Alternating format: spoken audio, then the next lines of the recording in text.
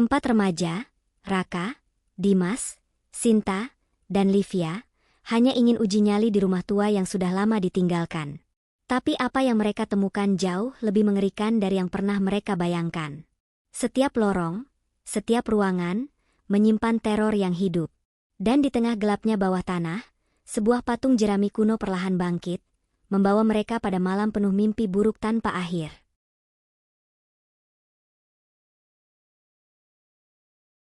Malam itu bulan menggantung redup di langit, tertutup sebagian oleh awan tebal yang bergerak lambat seperti kabut raksasa. Angin malam berhembus lembut, membawa aroma tanah basah dan dedaunan tua yang membusuk. Di ujung jalan setapak yang hanya diterangi cahaya rembulan, tampak empat sosok muda berjalan dengan langkah pelan. Raka berjalan paling depan, senter kecil di tangannya menyorot jalan berbatu yang mulai tertutup ilalang. Raka adalah seorang pemuda bertubuh kekar, berkulit sawo matang, dengan rambut hitam dipotong cepak. Kaos hitam lusuh yang dikenakannya menempel di tubuhnya yang mulai berkeringat, meski udara malam terasa dingin. Celana jeans robek dan sandal jepit yang hampir putus melengkapi penampilannya malam itu. Di belakang Raka, Dimas menyusul dengan langkah panjang. Tubuhnya tinggi kurus, rambut hitam gondrongnya tergerai, sebagian menutupi wajahnya yang tampak cemas. Kulitnya kuning langsat, kontras dengan jaket denim biru pudar yang ia kenakan.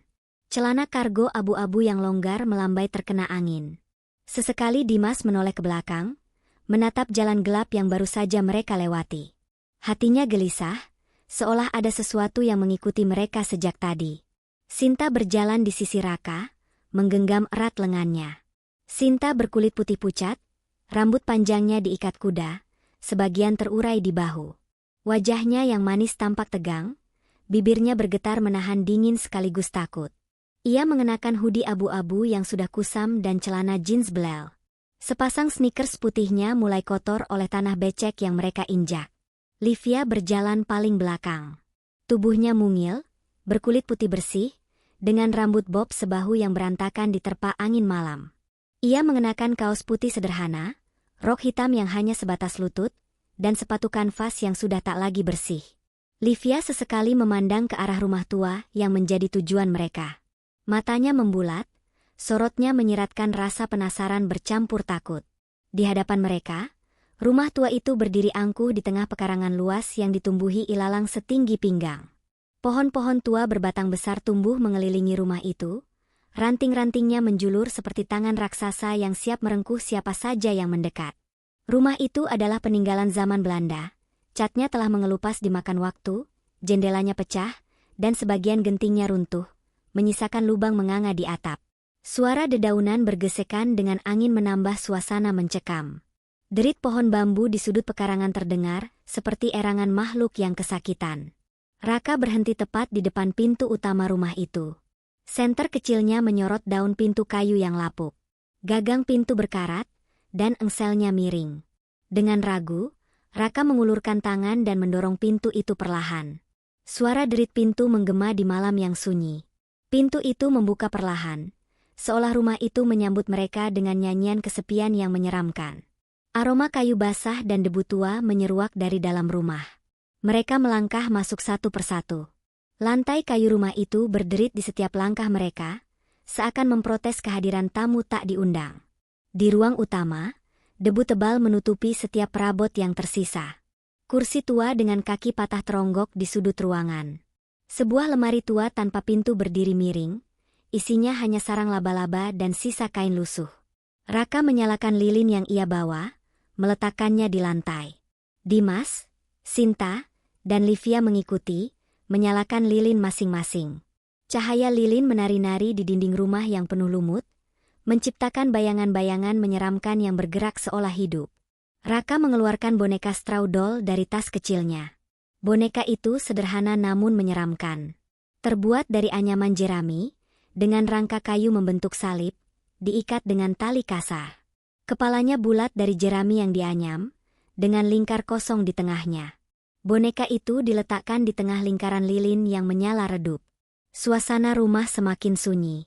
Hanya terdengar detak jantung mereka yang berpacu cepat dan hembusan angin malam yang menyelinap melalui celah-celah dinding. Sinta menggigil, menggenggam lengan Raka semakin erat. Dimas menatap boneka itu dengan pandangan penuh tanya, sedangkan Livia mulai menunduk, tak berani lagi melihat sekeliling. Beberapa menit berlalu dalam diam.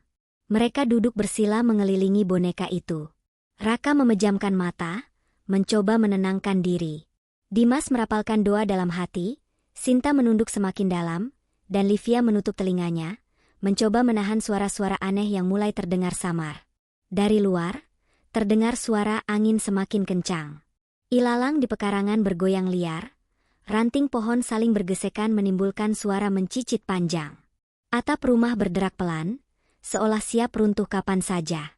Di dalam ruangan itu, api lilin bergetar hebat, bayangan boneka straw doll membesar di dinding, menari liar mengikuti gerakan api.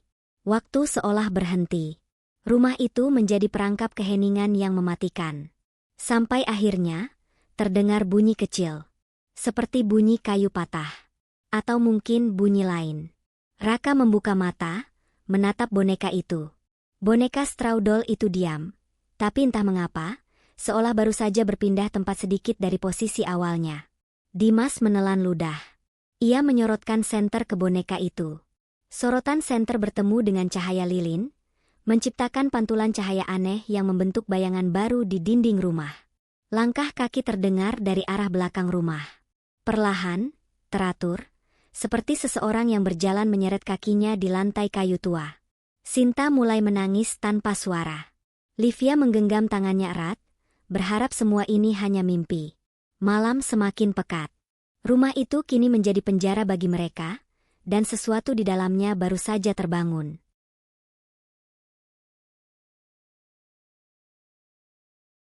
Malam kian larut. Rumah tua itu kini benar-benar menelan mereka dalam kesunyian yang menakutkan.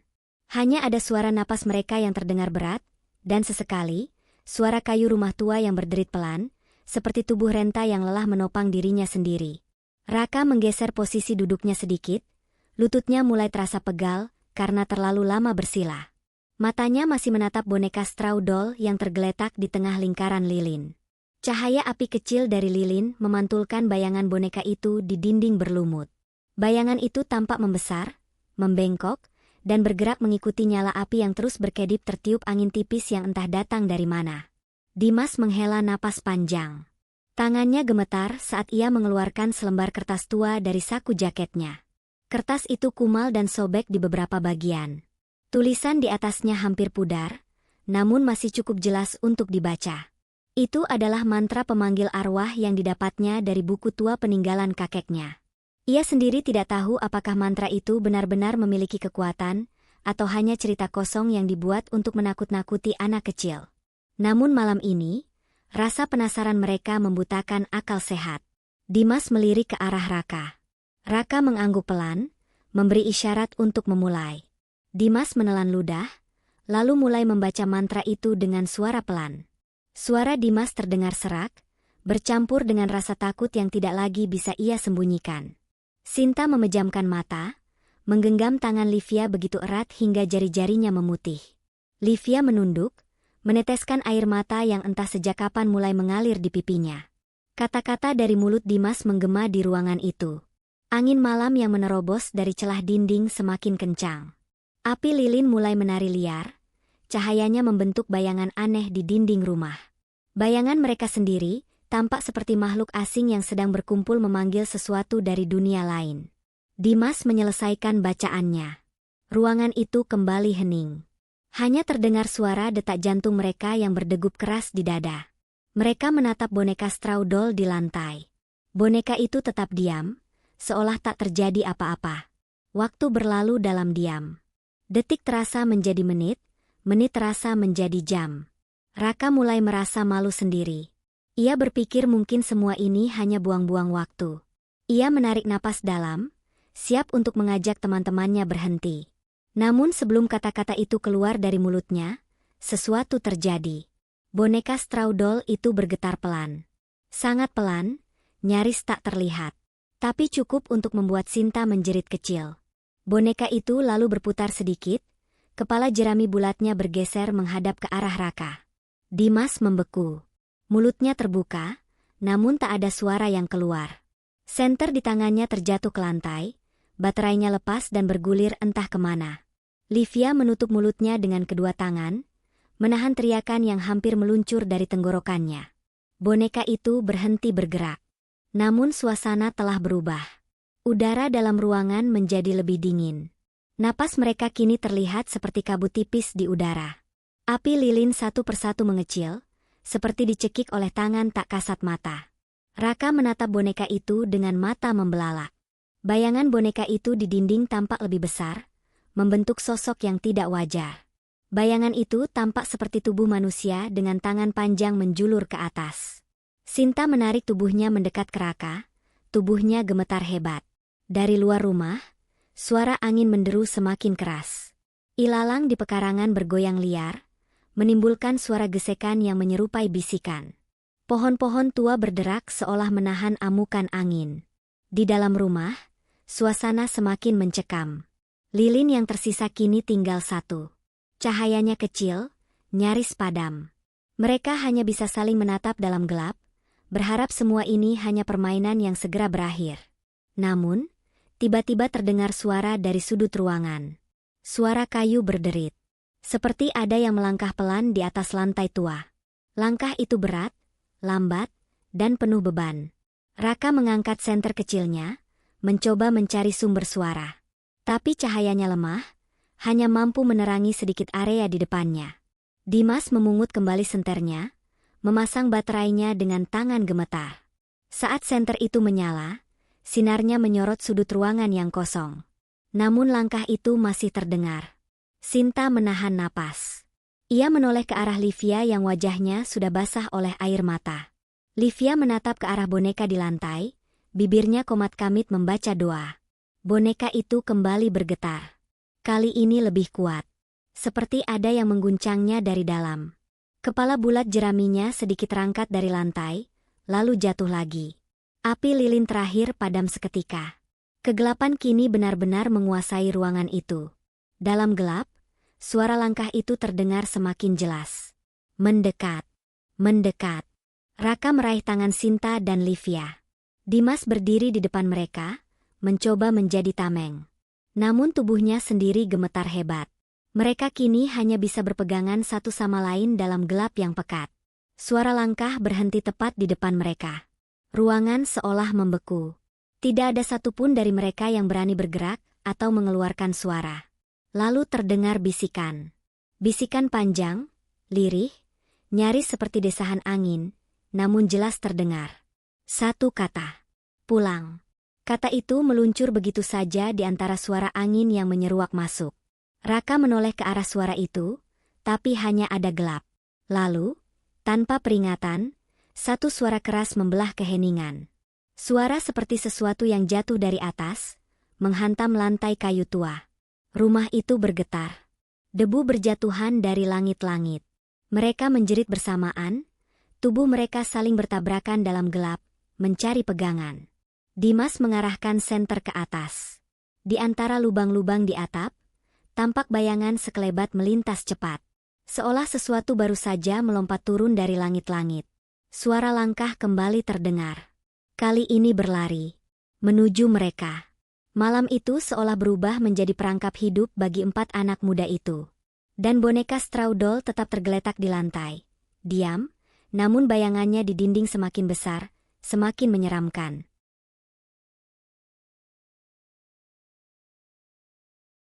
Suasana di dalam rumah itu menjadi sangat mencekam. 4 anak muda itu saling berpandangan dalam gelap, hanya diterangi cahaya redup dari senter yang digenggam erat oleh Dimas. Nafas mereka memburu. Suara langkah yang tadi terdengar kini telah berhenti, meninggalkan keheningan yang justru terasa semakin menakutkan. Raka menggenggam tangan Sinta yang sejak tadi gemetar hebat. Livia bersembunyi di belakang punggung Raka, matanya terbelalak, menatap ke segala arah. Dimas perlahan mengarahkan sinar senternya ke setiap sudut ruangan, tapi hanya bayangan gelap dan debu yang tampak. Rumah itu seolah hidup. Setiap tiupan angin, setiap derit kayu, terdengar seperti bisikan arwah yang mengintai mereka. Mereka berdiri di tengah ruangan utama, di mana boneka straw doll masih tergeletak di lantai. Boneka itu tampak tak bergerak, namun bayangannya di dinding terlihat memanjang, Seperti menjelma sosok lain yang berdiri diam mengawasi mereka. Tiba-tiba terdengar suara. Tangisan. Tangisan perempuan, pelan, lirih, namun jelas terdengar. Suara itu datang dari arah loteng rumah.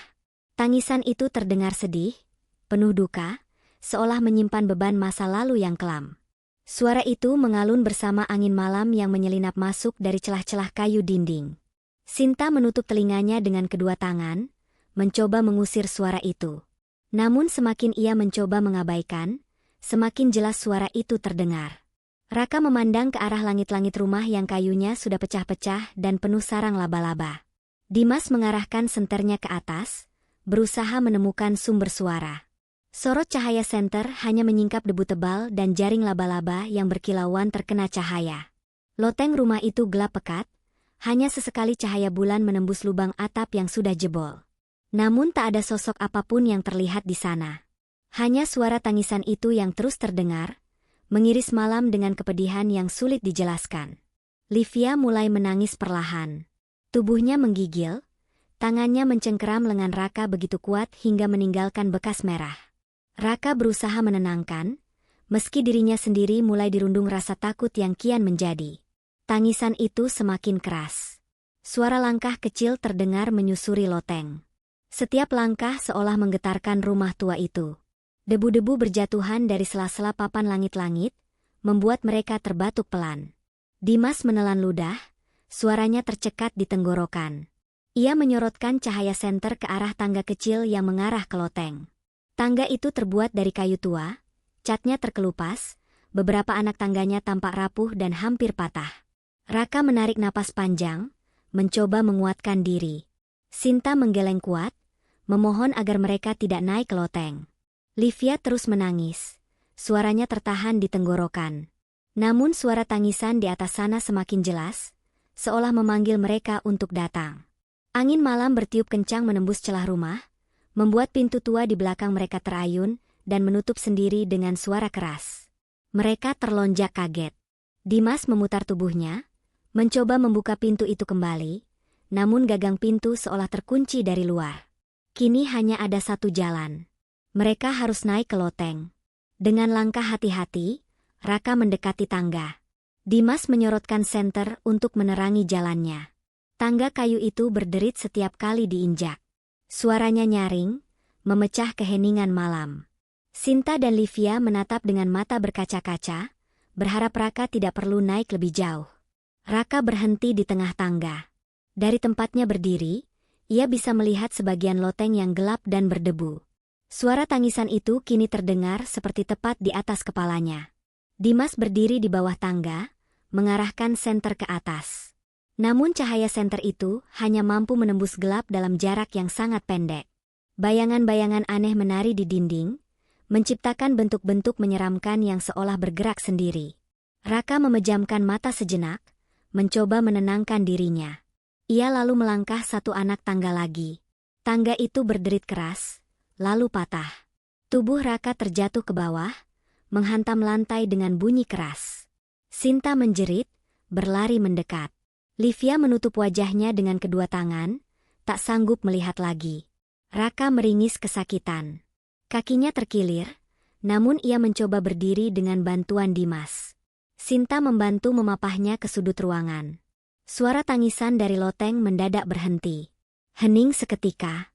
Yang terdengar hanya suara napas mereka yang memburu dan detak jantung yang menggema di telinga. Namun keheningan itu tidak berlangsung lama. Tiba-tiba, dari atas loteng terdengar suara lain. Suara seretan. Seperti benda berat yang diseret perlahan di lantai kayu tua. Suara itu mendekat ke arah lubang loteng, tempat tangga tadi menyambung. Dimas mengarahkan senternya ke lubang itu. Tidak ada apa-apa. Hanya kegelapan pekat dan debu yang beterbangan di udara. Lalu terdengar suara ketukan. 1 ketukan. 2 ketukan. 3 ketukan. Ketukan itu datang dari loteng, tepat di atas tempat mereka berdiri. Suaranya berat, seolah sebuah benda besar mengetuk-ngetuk lantai dengan sengaja. Raka menatap ke arah boneka straw doll yang masih tergeletak di lantai. Entah mengapa, boneka itu tampak sedikit bergeser dari posisi semula. Bayangannya di dinding kini terlihat lebih besar, seolah menjelma menjadi sosok lain yang mengawasi mereka. Sinta menggigil hebat. Livia terduduk di lantai, tubuhnya lemas. Dimas mundur beberapa langkah, senter di tangannya bergetar, cahayanya menari liar di dinding dan langit-langit. Suara ketukan itu berhenti. Hening kembali menyelimuti mereka. Namun kini keheningan itu terasa menekan, seolah udara di dalam rumah menjadi lebih berat, menyulitkan mereka bernapas. Angin malam menerobos masuk, membuat pintu dan jendela berderit. Tirai lusuh di jendela berkibar pelan, menimbulkan suara berdesir yang menyerupai bisikan. Suara langkah kaki kecil kembali terdengar. Perlahan, namun mendekat. Mereka hanya bisa berdiri terpaku, tubuh mereka membeku dalam ketakutan yang mencekam. Di atas loteng, sesuatu tengah menunggu mereka.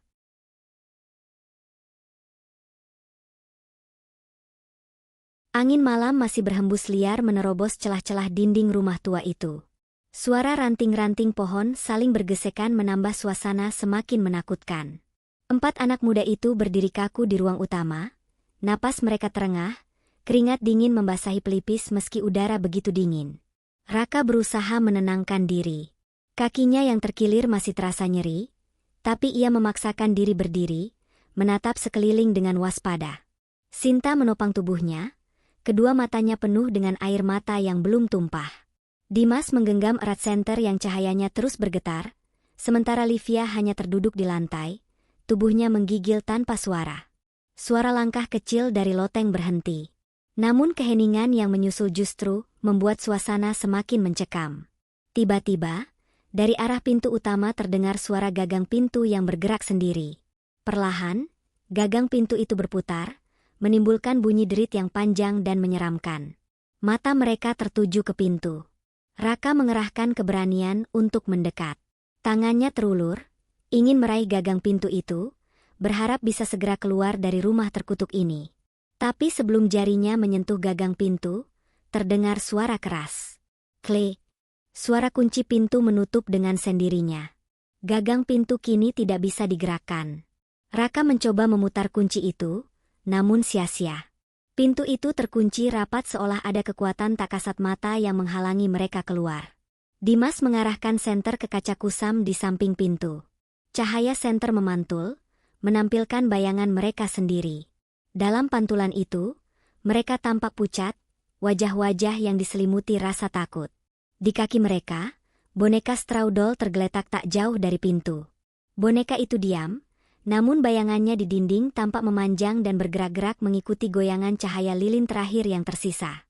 Angin malam dari luar meniup liar ilalang dan rumput liar yang mengelilingi rumah.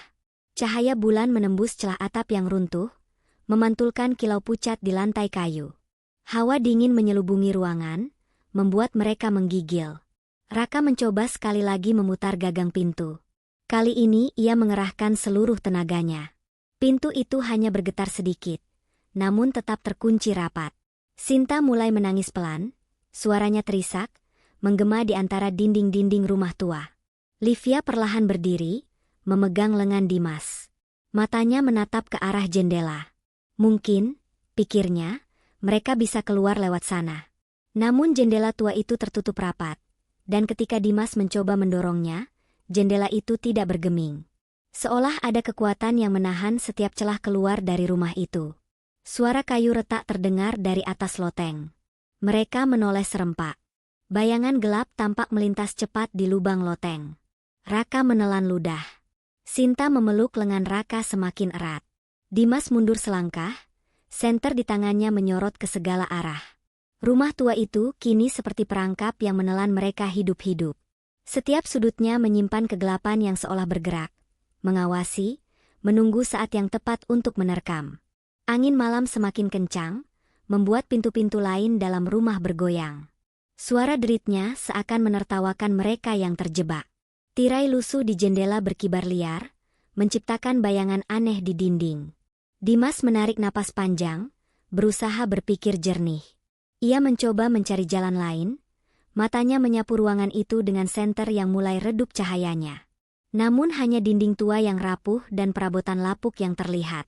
Raka memutuskan untuk menyusuri lorong gelap di samping ruang utama. Mungkin ada pintu belakang atau jendela lain yang bisa mereka pakai untuk keluar. Sinta dan Livia mengikut di belakangnya. Sementara Dimas tetap memegang senter dan berjalan paling depan, menyinari jalan sempit yang dipenuhi debu dan sarang laba-laba. Lorong itu panjang, gelap, dan sempit. Udara di dalamnya lembab, bau busuk menyengat hidung. Lantai kayu berderit setiap kali mereka melangkah, menambah suasana semakin mencekam. Di ujung lorong, mereka melihat pintu lain. Pintu kayu tua dengan ket mengelupas, gagangnya berkarat. Raka segera menggapai gagang pintu itu, berharap kali ini mereka bisa membuka jalan keluar.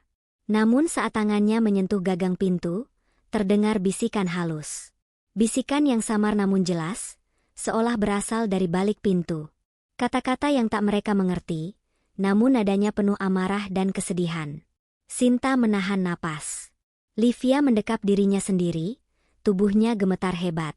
Dimas menyorotkan senter ke arah pintu, namun hanya kayu tua yang tampak, penuh retakan dan noda hitam seperti bekas terbakar. Raka memutar gagang pintu perlahan. Pintu itu berderit keras, membuka sedikit, lalu berhenti seolah menolak untuk dibuka lebih lebar. Celah kecil itu menampakkan kegelapan total di baliknya. Angin dingin mengalir dari celah itu, membawa aroma busuk yang menusuk hidung.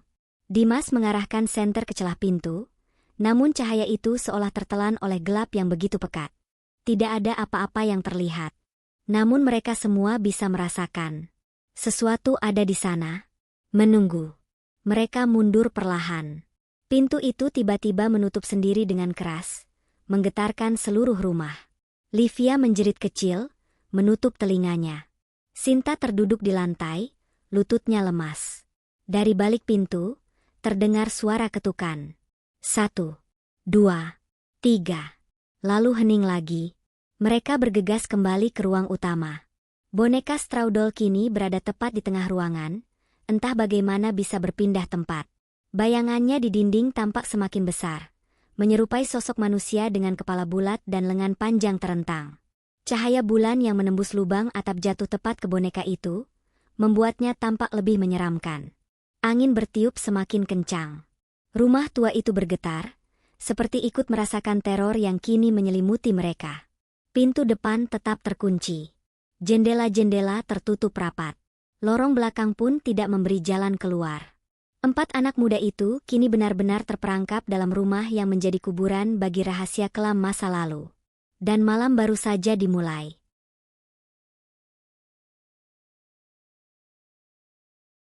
Malam semakin dalam. Angin terus merobek keheningan dengan deru kencangnya yang menerobos celah-celah dinding rumah tua. Pohon-pohon tua di luar bergoyang liar. Ranting-rantingnya saling beradu menimbulkan suara yang menyerupai jeritan. 4 anak muda itu kini terdiam di ruang utama. Wajah mereka pucat, napas tersengal, dan tubuh mereka menggigil bukan hanya karena dingin, tapi karena ketakutan yang semakin membelenggu. Raka duduk bersandar di dinding. Kakinya masih terasa nyeri akibat terjatuh dari tangga. Sinta duduk di sampingnya, memegang lengannya erat-erat, bibirnya bergetar menahan isak. Dimas berdiri di dekat jendela, senter di tangannya terus menyorot keluar. Meski yang terlihat hanya pekatnya malam dan bayang-bayang pohon yang bergerak liar tertiup angin. Livia terduduk lemas di lantai, punggungnya bersandar pada kursi tua yang hampir roboh. Matanya kosong menatap boneka Straudol yang kini tergeletak diam di tengah ruangan. Boneka itu tetap pada posisinya. Namun bayangannya yang terpantul di dinding terus bergerak-gerak mengikuti cahaya bulan yang menembus celah atap. Bayangan itu tampak tidak wajar, seolah hidup, berubah-ubah bentuk, kadang menyerupai sosok dengan kepala bulat dan lengan panjang yang menjulur. Rumah tua itu kembali sunyi. Namun dari kejauhan, terdengar suara. Suara aneh yang awalnya hanya desau angin, namun lama-kelamaan terdengar seperti bisikan. Bisikan yang samar, seperti suara banyak orang berbicara sekaligus, namun tak satu kata pun bisa dipahami. Dimas menegakkan tubuhnya, mengarahkan senter ke arah dinding yang menjadi sumber suara. Senter itu menyingkap dinding kayu tua yang penuh lumut dan retakan. Suara itu terdengar semakin jelas, seolah ada seseorang atau sesuatu di balik dinding itu yang sedang berbisik-bisik, membicarakan mereka.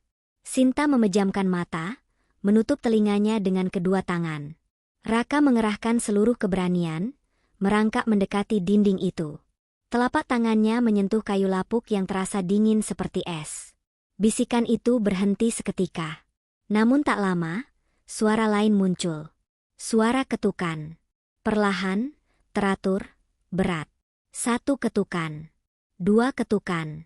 3 ketukan. Suara itu berasal dari dalam dinding. Raka menelan ludah, tubuhnya mulai gemetar. Ia menarik tangannya perlahan dari dinding.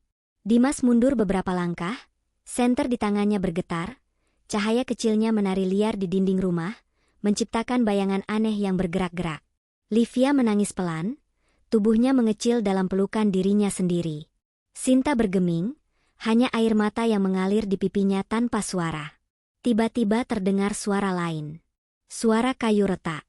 Dari sudut ruangan, papan dinding tua itu perlahan bergeser, menimbulkan celah kecil yang menganga gelap. Celah itu cukup untuk menampakkan kegelapan pekat di balik dinding, seolah sebuah lorong rahasia yang selama ini tersembunyi. Angin dingin mengalir keluar dari celah itu, membawa aroma busuk yang menusuk hidung. Bau itu seperti bau bangkai yang telah lama membusuk, bercampur dengan bau tanah basah. Dimas menyorotkan senternya ke celah itu. Namun cahaya itu hanya menyingkap sebagian kecil lorong gelap yang penuh debu dan sarang laba-laba.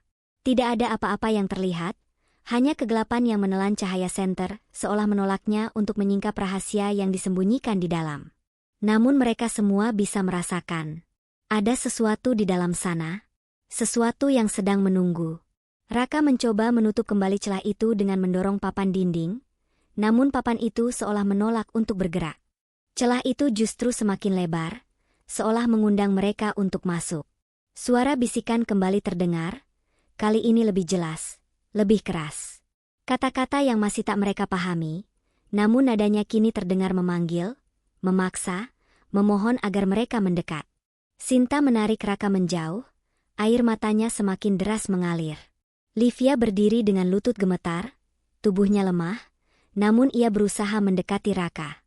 Dimas menatap celah itu, matanya dipenuhi kebingungan antara rasa takut dan rasa penasaran yang semakin menyesakkan dada. Rumah tua itu kini seperti hidup. Dinding-dindingnya seolah bernafas.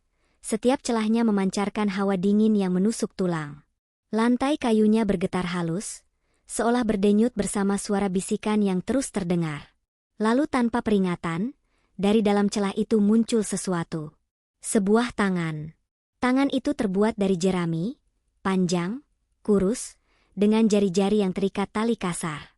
Tangan itu menjulur perlahan keluar dari celah, bergerak lambat seperti meraba udara. Sinta menjerit, mundur terburu-buru hingga terjatuh. Dimas mundur dengan senter terjatuh ke lantai. Livia membeku, tubuhnya seolah kehilangan tenaga. Raka hanya bisa menatap tangan jerami itu, napasnya tercekat, tubuhnya tak mampu bergerak. Tangan jerami itu berhenti, lalu perlahan masuk kembali ke dalam celah. Celah di dinding itu menutup sendiri. Papan-papan kayu kembali menempel rapat seolah tidak pernah bergeser. Bisikan berhenti. Hening kembali menguasai ruangan. Senter Dimas tergeletak di lantai, cahayanya menyorot boneka straw doll yang masih tergeletak di tempatnya. Namun kini boneka itu tampak berbeda. Anyaman jeraminya basah, seolah terkena sesuatu. Bau busuk yang berasal dari boneka itu menguar memenuhi ruangan. Raka perlahan bangkit, memapah Sinta berdiri. Dimas memungut senternya dengan tangan gemetar. Livia menunduk, menangis pelan. Mereka saling berpandangan, mata mereka memancarkan ketakutan yang sama. Rumah tua itu telah mengurung mereka, menelanjangi keberanian mereka, dan kini mulai mempermainkan nyawa mereka. Dan malam belum berakhir.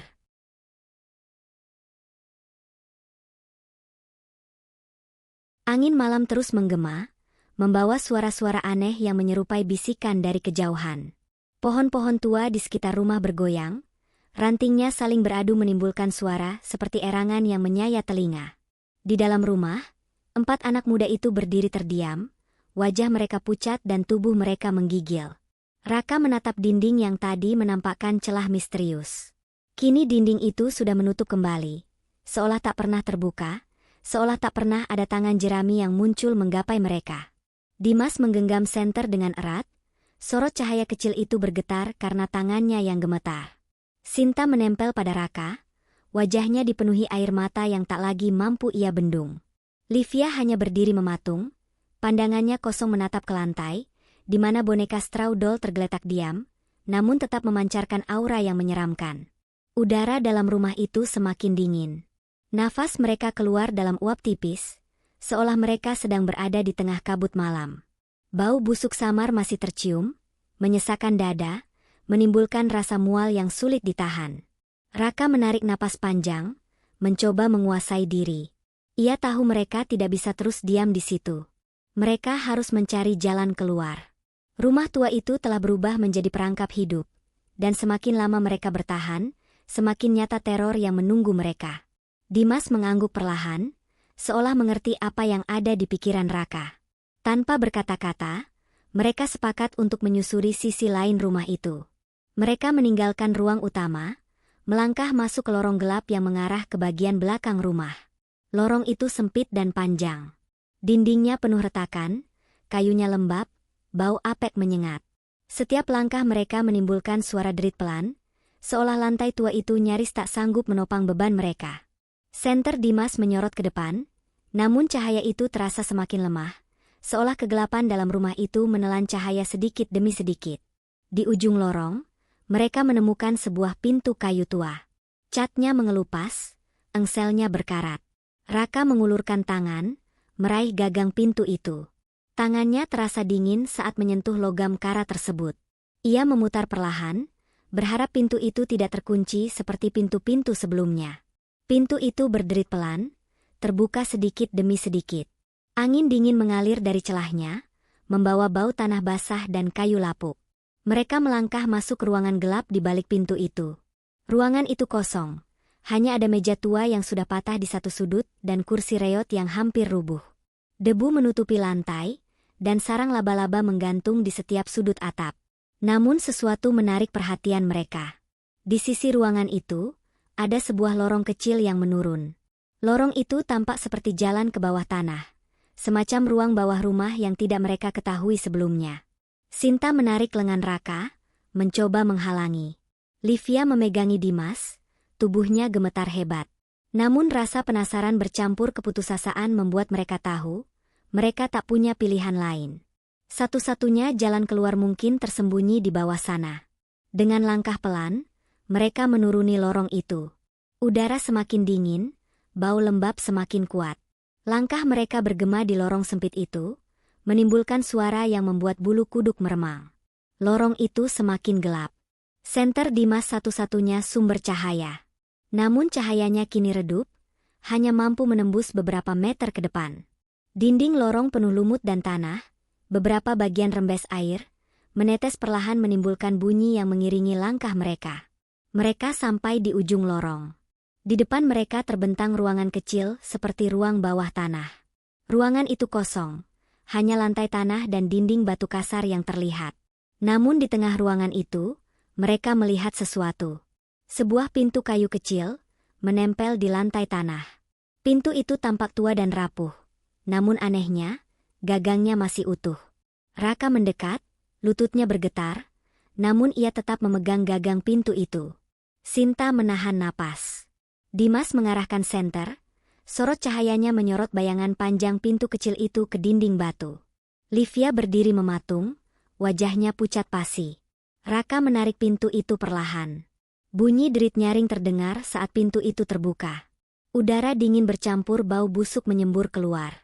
Lubang hitam menganga di bawah pintu, gelap dan dalam. Dimas menyorot ke dalam lubang itu. Cahaya senter hanya menyingkap tangga kayu sempit yang menurun ke bawah, lalu ditelan gelap. Tiba-tiba, dari dalam lubang itu, terdengar suara. Suara napas berat.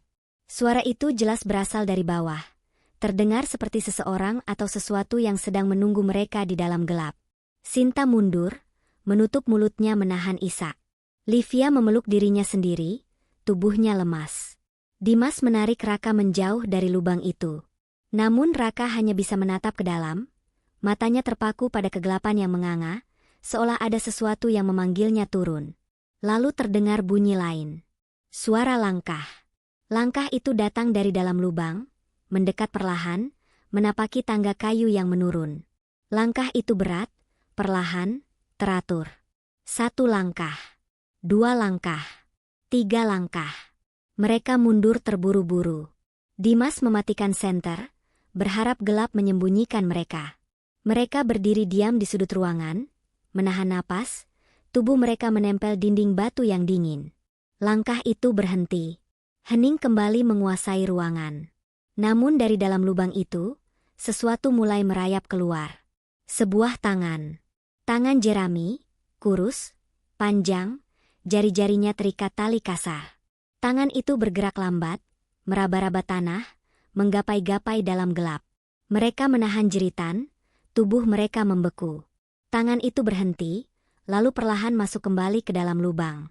Pintu kecil itu tertutup sendiri, menimbulkan suara keras yang menggema di ruang bawah tanah. Hening kembali. 4 anak muda itu saling berpandangan dalam gelap. Nafas mereka memburu. Rumah itu telah mempermainkan mereka, menutup setiap jalan keluar, dan mengurung mereka dalam teror yang semakin nyata. Dan malam itu belum selesai.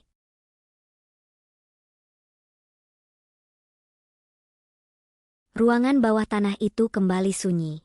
Hanya suara napas mereka yang terengah yang terdengar, mengisi kegelapan yang menyesakan. Bau busuk dari lubang yang baru saja tertutup masih terasa kuat, menusuk hidung, membuat perut mereka mual. Raka berdiri dengan lutut gemetar, tangannya bergetar hebat. Sinta memeluk lengan Raka, air mata membasahi pipinya. Dimas menahan napas, menggenggam senter yang kini cahayanya nyaris padam. Livia terduduk di sudut, tubuhnya menggigil tanpa henti. Beberapa detik mereka hanya berdiri diam, mendengarkan keheningan yang terasa begitu menekan. Lalu perlahan, Dimas menyalakan kembali senter itu. Cahaya redupnya menyingkap sebagian ruangan, menyorot debu-debu yang berterbangan di udara, dan dinding batu yang lembab dan retak. Mereka berempat saling berpandangan tanpa bicara. Dalam hati mereka tahu, rumah ini tidak akan membiarkan mereka keluar dengan mudah. Setiap lorong, setiap ruangan, setiap sudutnya menyimpan rahasia gelap yang seolah hidup dan mengintai mereka. Dimas menggerakkan senter ke lantai. Sorot cahaya itu menangkap sesuatu yang membuat mereka menahan napas. Jejak kaki. Jejak itu samar di atas debu tebal, namun cukup jelas untuk terlihat. Bentuknya aneh. Panjang, kurus, dengan jari-jari yang menyerupai ranting kering. Jejak itu mengarah dari lubang kecil di lantai menuju dinding di ujung ruangan. Raka menelan ludah. Ia tahu, jejak itu bukan milik mereka. Tidak ada satupun di antara mereka yang memiliki kaki sekurus itu. Dimas mendekati jejak itu, mengikuti arahnya dengan senter. Jejak itu berhenti di depan dinding batu yang penuh lumut. Tidak ada pintu, tidak ada celah, hanya dinding kasar yang berdiri kokoh. Namun sesuatu terasa janggal. Dinding itu seolah bergetar pelan. Suara halus seperti bisikan kembali terdengar, samar namun jelas, berasal dari balik dinding. Kata-kata itu tak dimengerti, namun nadanya seperti memanggil, mendesak, memohon.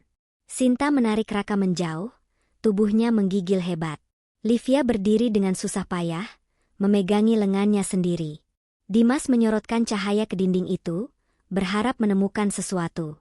Tiba-tiba, dari balik dinding terdengar suara keras. To, to, to. Suara ketukan itu berat dan dalam, menggema di seluruh ruang bawah tanah. Mereka mundur beberapa langkah, tubuh mereka menempel ke dinding lain, mata mereka menatap dinding yang menjadi sumber suara. Lalu terdengar suara seretan. Seperti sesuatu yang berat diseret di lantai batu. Suara itu mendekat, perlahan namun pasti, seolah mendekati mereka dari balik dinding. Cahaya senter Dimas bergetar, menyorot ke segala arah. Bayangan mereka sendiri menari di dinding-dinding lembab itu, menciptakan bentuk-bentuk aneh yang seolah hidup.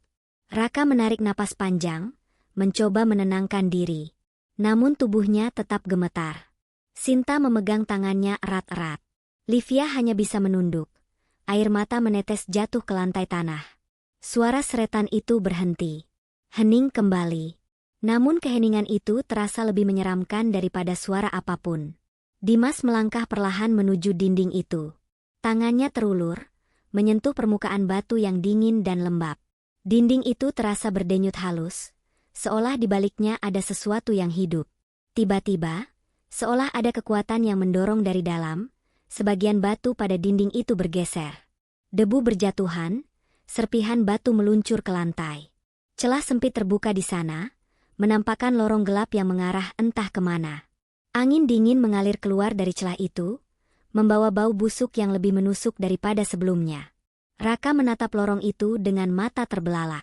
Dimas menyorotkan senter ke dalam, namun hanya kegelapan pekat yang terlihat. Sinta mundur beberapa langkah, tubuhnya lemas. Livia menahan isak di tenggorokannya. Suara bisikan kembali terdengar. Kali ini lebih jelas. Namun bukan kata-kata. Hanya erangan panjang yang memekakan telinga, seolah keluar dari mulut makhluk yang sedang tersiksa. Raka memalingkan wajah, menahan mual. Dimas menutup telinganya sebentar, senter di tangannya hampir terjatuh. Sinta menutup mulutnya, berusaha tidak berteriak. Livia jatuh berlutut, tubuhnya gemetar hebat. Celah itu terbuka semakin lebar, menampakkan lorong yang memanjang, dindingnya penuh akar-akar pohon yang menjulur turun. Lorong itu gelap, basah, dan sempit, seolah menelan siapapun yang masuk ke dalamnya. Tanpa bicara, mereka tahu, satu-satunya jalan keluar mungkin ada di ujung lorong itu. Atau mungkin itulah jalan menuju akhir dari segalanya. Dimas melangkah duluan, senter di tangannya menjadi cahaya satu-satunya yang menuntun. Raka membantu Sinta berdiri, memapahnya dengan penuh hati-hati. Livia berjalan di belakang mereka, air matanya masih mengalir tanpa suara. Mereka masuk ke dalam lorong itu. Langkah mereka berat, setiap gesekan sepatu di tanah basah menimbulkan bunyi yang menggemakan lorong. Akar-akar pohon menempel di dinding dan langit-langit, kadang menyentuh kepala mereka, dingin dan licin. Lorong itu seperti tak berujung. Kegelapan di sekitarnya semakin menelan cahaya senter. Bau busuk semakin kuat, membuat kepala pening dan perut mual. Suara langkah mereka bergema, bercampur dengan suara tetesan air dari dinding lorong. Namun di sela suara itu, mereka mendengar suara lain. Langkah kaki. Langkah kaki dari belakang mereka. Langkah itu mengikuti, mendekat perlahan.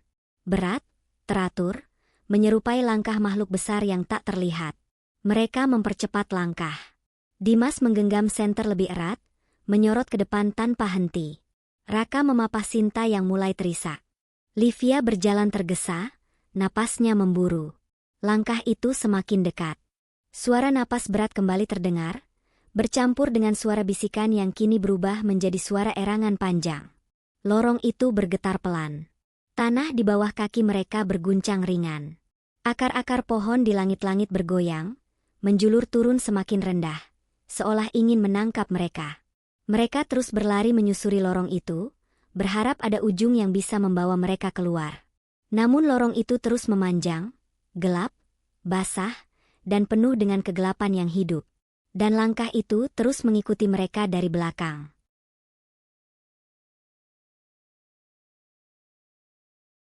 Lorong gelap itu terasa seakan tidak pernah berakhir. Setiap langkah yang mereka ambil hanya membawa mereka lebih dalam ke perut bumi yang gelap, basah, dan penuh akar-akar tua yang menggantung seperti tangan-tangan mati.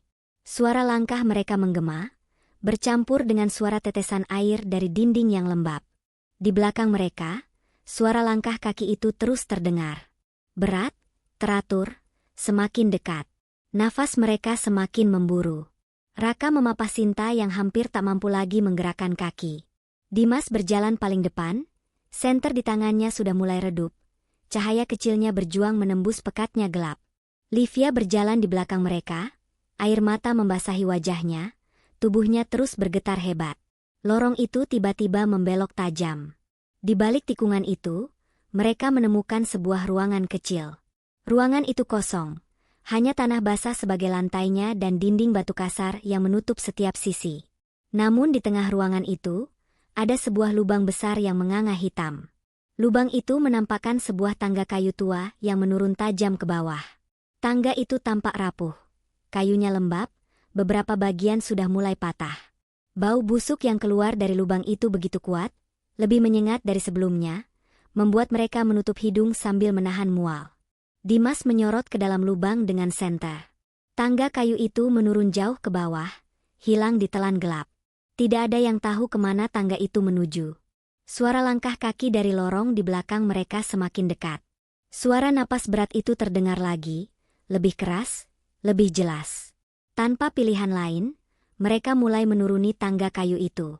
Dimas lebih dulu, diikuti Raka yang memapas Sinta, lalu Livia yang berjalan paling belakang, sesekali menoleh ke atas dengan mata yang basah karena takut.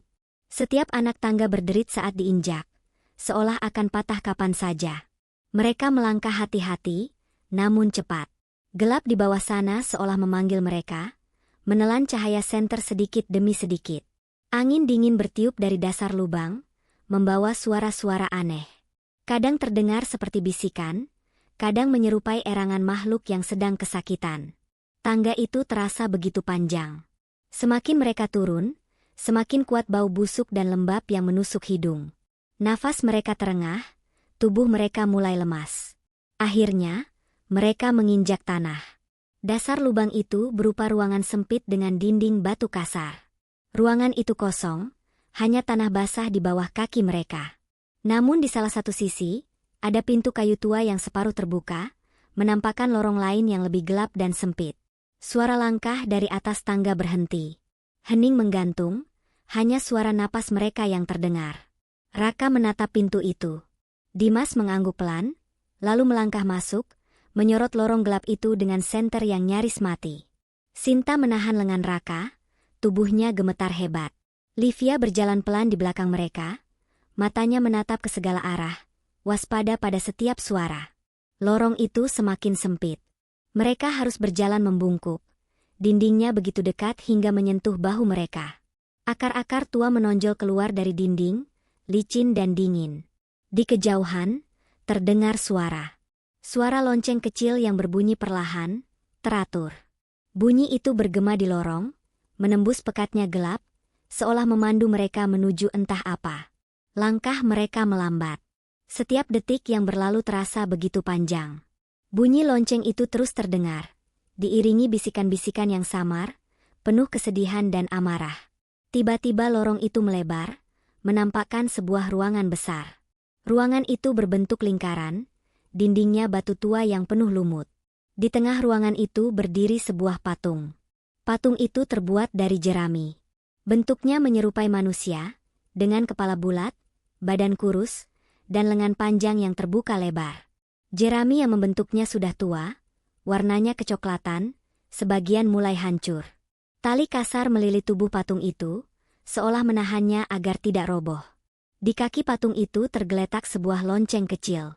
Lonceng itu berayun perlahan, menimbulkan bunyi nyaring yang menusuk telinga. Tidak ada angin, namun lonceng itu tetap berayun, seolah digerakkan oleh sesuatu yang tak terlihat. Dimas menyorot patung itu dengan senter. Bayangannya memanjang di dinding, menciptakan sosok gelap yang tampak lebih besar, lebih mengerikan. Raka menatap patung itu tanpa berkedip. Sinta berdiri kaku di sampingnya, tubuhnya membeku karena takut. Livia jatuh berlutut, wajahnya ditutup dengan kedua tangan, bahunya berguncang karena isak yang tertahan. Suara lonceng itu berhenti. Hening mengisi ruangan. Namun hanya sebentar. Dari dalam patung jerami itu terdengar suara. Suara napas. Berat, pelan, namun jelas.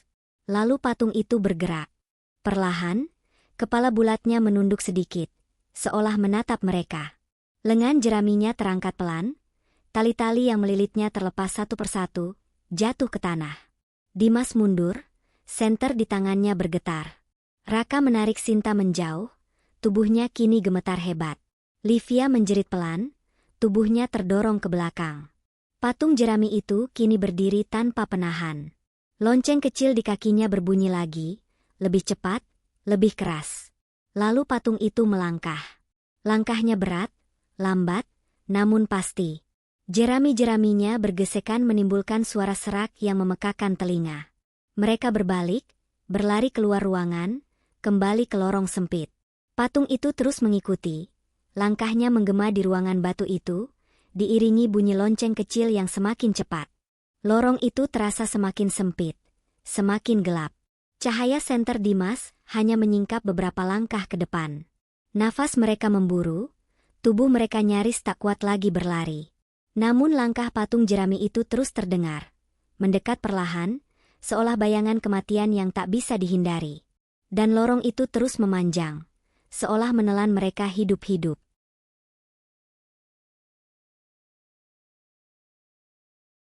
Langkah kaki mereka berpacu dengan waktu, berpacu dengan bayangan kegelapan yang terus mengejar dari belakang. Nafas mereka tersengal, dada terasa sesak, kaki mulai kehilangan tenaga. Dimas terus menyorotkan senter ke depan, meski cahaya itu kian redup, seperti nyala lilin di tengah badai. Raka memapah Sinta yang hampir tak mampu lagi berdiri, tubuhnya terhuyung di setiap langkah. Livia berjalan tergesa di belakang mereka, sesekali menoleh ke belakang, memastikan bayangan mengerikan itu tidak terlalu dekat. Suara patung jerami itu terus terdengar. Langkahnya berat dan lambat, namun tak pernah berhenti. Setiap gesekan jeraminya bergema di lorong sempit itu, disertai bunyi lonceng kecil yang berayun semakin cepat, semakin nyaring. Lorong itu terasa makin sempit. Dinding batu kasar di kanan kiri mereka kini begitu dekat hingga menyentuh bahu, memaksa mereka berjalan lebih lambat. Akar-akar pohon yang menjuntai dari langit-langit lorong menempel di rambut, di wajah, dan di leher mereka, menimbulkan rasa jijik dan takut bercampur jadi satu. Suara bisikan kembali terdengar. Kali ini lebih jelas, lebih dekat. Seperti suara orang banyak berbicara sekaligus, namun kata-katanya tak bisa dipahami. Bisikan itu mengisi lorong, merayap masuk ke telinga mereka, membuat kepala pening dan jantung berdegup semakin keras. Dimas berhenti sejenak, senter di tangannya menyorot ke depan. Lorong itu bercabang. Di depan mereka ada dua jalan. Satu lorong ke kiri, satu lagi ke kanan. Kedua lorong itu sama gelap, sama sempit, sama basah, dan sama menakutkan. Raka menatap kedua lorong itu dengan mata nanar.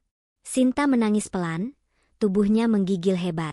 Livia menutup wajah dengan kedua tangan, berusaha menghalau suara bisikan yang terus mendesak masuk ke kepalanya. Tanpa banyak berpikir, Dimas memilih lorong kanan. Mereka berbelok, berlari menyusuri lorong itu dengan sisa tenaga yang ada. Langkah patung jerami itu terdengar semakin keras, kini disertai suara sesuatu yang diseret. Seperti kayu tua yang bergesek di tanah, menciptakan bunyi serak yang menggetarkan lorong. Lorong kanan itu menurun tajam. Mereka hampir terjatuh, langkah mereka tak lagi teratur. Tanah basah di bawah kaki membuat setiap pijakan licin. Dimas terjatuh lebih dulu. Senter di tangannya terlempar, cahaya kecil itu memantul di dinding lorong sebelum mati total, menyisakan gelap pekat yang menelan mereka. Raka berhenti, mencoba meraih senter itu, namun percuma. Senter itu sudah mati, dan kini mereka benar-benar terjebak dalam gelap. Hanya suara yang kini memandu mereka. Suara langkah patung jerami itu yang terus mendekat. Suara bisikan yang semakin memenuhi kepala mereka, membuat telinga berdenging. Suara napas mereka sendiri yang kini tak teratur, penuh rasa takut dan kelelahan. Mereka meraba dinding, berjalan perlahan menyusuri lorong gelap. Setiap sentuhan pada dinding terasa dingin, basah, dan penuh lumut. Kadang tangan mereka menyentuh akar pohon, licin seperti ular yang merayap. Lorong itu makin lama makin sempit. Mereka harus berjalan membungkuk, kadang merangkak, karena atap lorong semakin rendah. Nafas mereka kini terasa semakin berat, udara di lorong itu semakin tipis, bau busuk semakin kuat menusuk hidung. Lalu mereka mendengar suara lain. Suara air. Tetesan air yang jatuh ke genangan. Dan di depan, lorong itu terbuka sedikit, menampakkan cahaya samar.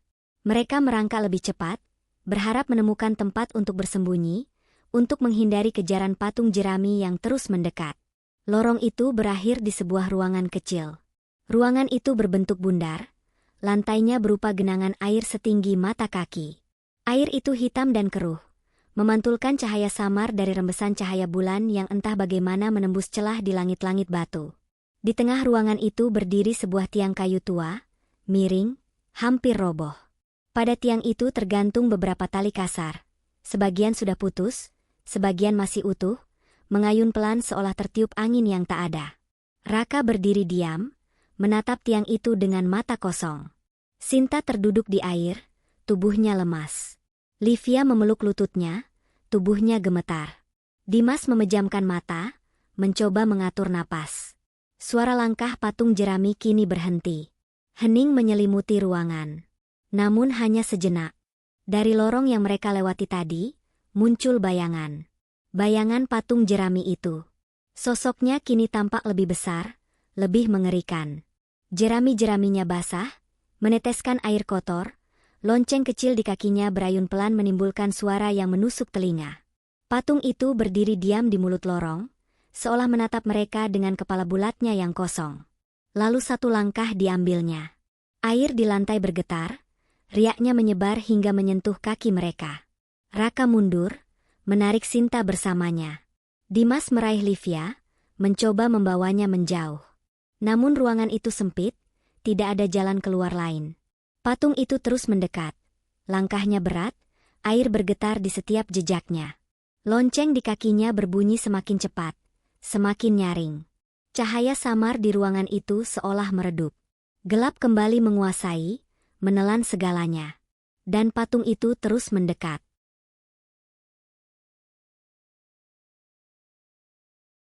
Air hitam di lantai ruangan itu terus bergetar setiap kali patung jerami itu melangkah.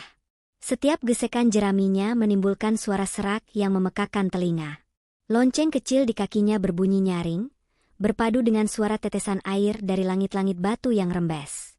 Raka menarik Sinta lebih menjauh, punggungnya kini menempel pada dinding batu kasar yang dingin. Sinta memejamkan mata, tubuhnya lemas, air matanya bercucuran membasahi pipi.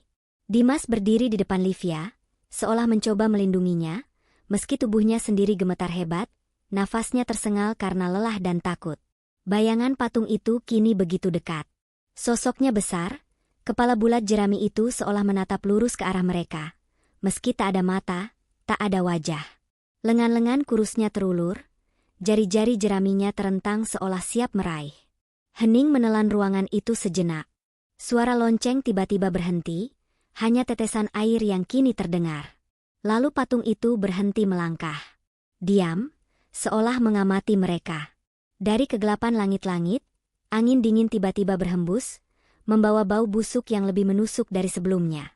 Angin itu membuat air di lantai bergelombang kecil, membuat jerami-jerami pada tubuh patung itu bergoyang. Sebuah suara terdengar. Bukan suara bisikan seperti sebelumnya. Bukan pula suara erangan. Suara itu seperti nyanyian pelan, nada rendah, lirih, penuh kesedihan. Suara itu datang entah dari mana, mengisi ruangan dengan getaran aneh yang membuat dada mereka semakin sesak. Raka menatap sekeliling, mencari sumber suara. Dimas melangkah mundur, merapat ke Sinta dan Livia. Patung jerami itu kembali bergerak. Perlahan, sangat perlahan. Lengan-lengannya terangkat lebih tinggi, jari-jarinya semakin terbuka lebar. Langkahnya terhenti di depan tiang kayu tua yang berdiri miring di tengah ruangan. Patung itu seolah memandangi tiang itu, lalu menundukkan kepala. Tali-tali kasar yang menggantung di tiang itu mulai bergerak sendiri. Ujungnya berayun, menjulur ke bawah, mendekati permukaan air. Raka menelan ludah. Sinta mencengkeram lengannya lebih erat. Dimas menahan napas, matanya menatap tajam ke patung itu. Livia hanya bisa menunduk. Air mata membasahi wajahnya, tubuhnya menggigil tanpa henti. Tiba-tiba tali-tali itu terulur lebih panjang. Ujung-ujungnya menjulur ke arah mereka, seperti ular hidup yang hendak menangkap mangsanya. Raka menarik Sinta ke samping, menghindari ayunan tali itu. Dimas menghindar ke arah berlawanan, menarik Livia bersamanya. Patung itu mengangkat satu kaki, melangkah sekali lagi. Air kembali bergetar, suara lonceng kecil itu berbunyi sekali, nyaring dan panjang, lalu berhenti lagi. Ruangan itu seolah menyempit, dinding-dinding batu terasa bergerak perlahan, menekan mereka. Suara nyanyian lirih itu semakin keras, kini terdengar seperti tangisan panjang yang menyayat. Langit-langit batu di atas mereka mulai meneteskan air lebih deras. Tetesan-tetesan itu jatuh ke wajah mereka, dingin seperti es, bercampur bau lumpur busuk. Dimas mendongak, menatap celah kecil di langit-langit yang tadi menembuskan cahaya samar. Celah itu seolah semakin kecil, cahaya bulan yang masuk pun semakin redup. Raka memandang sekeliling, mencari jalan keluar. Namun tidak ada pintu, tidak ada celah lain. Hanya lorong sempit tempat mereka masuk tadi, yang kini telah ditutup oleh bayangan patung jerami itu. Lonceng di kaki patung itu tiba-tiba berbunyi lagi. Pelan, lalu semakin cepat. Patung itu mengangkat kedua lengannya lebih tinggi, tubuh jeraminya mulai bergetar hebat, jerami-jerami keringnya beterbangan di udara. Tali-tali kasar itu bergerak liar, melayang di udara, mengarah ke mereka dengan cepat. Raka menunduk, menarik Sinta bersamanya, menghindari tali yang menyambar. Dimas membungkuk, melindungi Livia di bawah tubuhnya. Tali-tali itu menghantam dinding, menimbulkan bunyi keras, lalu terayun kembali, kini lebih cepat, lebih kuat. Patung jerami itu melangkah sekali lagi, kini hanya berjarak beberapa langkah dari mereka. Suara nyanyian lirih itu berganti menjadi erangan panjang, penuh amarah, menggema di seluruh ruangan batu itu. Air di lantai naik perlahan, kini sudah setinggi betis mereka. Gelombangnya kecil namun kuat, seolah ada sesuatu yang bergerak di bawah permukaan air hitam itu. Raka menatap ke bawah. Matanya menangkap bayangan samar, seperti tangan-tangan kecil yang muncul dari dalam air, bergerak pelan, menggapai-gapai. Sinta menjerit pelan, suaranya hilang ditelan suara erangan. Livia hanya bisa menangis, tubuhnya semakin lemas. Dimas menarik mereka lebih rapat ke dinding, berharap patung itu berhenti mendekat. Namun patung itu terus bergerak. Langkahnya kini berat, air memercik setiap kali kakinya menginjak lantai. Lonceng kecilnya berbunyi makin cepat, makin nyaring, menambah suasana mencekam yang menyesakkan dada. Dinding batu itu kini terasa semakin dekat, seolah hendak menelan mereka bersama patung itu. Cahaya samar dari celah langit-langit benar-benar hilang, menyisakan hanya gelap dan suara-suara menyeramkan yang mengisi ruangan. Dan patung jerami itu kini berdiri tepat di depan mereka. Lengan-lengannya terulur lebar, tali-tali kasarnya berayun liar, air naik semakin tinggi, tangan-tangan kecil dari dalam air makin banyak, menggapai, menarik, menahan. Gelap total menguasai, menelan mereka bersama teror yang kini begitu nyata.